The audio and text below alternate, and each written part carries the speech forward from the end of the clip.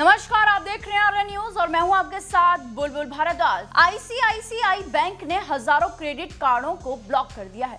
ये क्यों किया है, आइए आपको बताते हैं। देश के प्रमुख प्राइवेट बैंक में से एक आईसीआईसीआई ने 17,000 नए कस्टमर्स के क्रेडिट कार्डों को ब्लॉक कर दिया है। बैंक ने कहा है कि इन कस्टमर्स के लिए नए क्रेडिट कार्ड जारी किए जा रहे हैं। उनसे कहा गया है कि तत्काल प्रभाव से कार्रवाई करते हुए हजारों नए कस्टमर का क्रेडिट कार्ड ब्लॉक कर दिया गया है।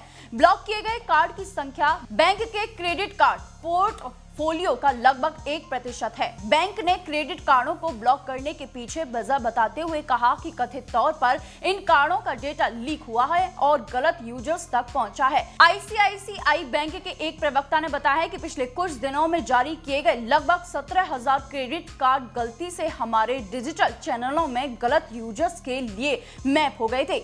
और आपको ये भी बता दें कि आई मोबाइल पे ऐप पर बहुत बड़ी चूक हुई है। आइए बताते हैं आपको। ये चौंकाने वाला खुलासा तब सामने आया जब आईसीआईसी बैंक के संबंध ग्राहकों ने सोशल मीडिया पर बैंक के आई मोबाइल पे ऐप की सुरक्षा के बारे में अपनी आशंकाएं व्यक्त की। यूजर्स ने बताया है कि कार्ड नंबर और कार्ड सीवीवी समेत किसी दूसरे के क्रेडिट कार्ड की जानकारी ऐप के भीतर दिखाई दे रही थी। इतना ही नहीं, इन कार्ड की डिटेल तक पहुंचना आसान भी था। साथ ही किसी अन्य व्यक्ति के पेमेंट ऐप पर भी पहुंचा जा सकता था और ओटीपी होने के बावजूद पेमेंट की संभावना भी दिखाई दे रही थी। अब बैंक ने भी अपनी गलती ये मान ली है। लोगों की शिकायत करने के बाद बैंक ने इसे तुरंत ब्लॉक कर दिया है। इस उल्लंघन ने ग्राहक डेटा की सुरक्षा के लिए आईसीआईसीआई बैंक द्वारा लागू किए गए सुरक्षा प्रोटोकॉल के बारे में महत्वपूर्ण चिंताएं पैदा कर दी हैं। आईसीआईसीआई बैंक के प्रवक्ता ने इस घटना को स्वीकार करते हुए कहा कि हाल ही के दिनों में जारी किए गए लगभग 17,000 नए क्रेडिट कार्ड गलती से बैंक के डिजिटल चैनलों के भीतर गलत उपयोगकर्ताओं से जुड़ गए थे।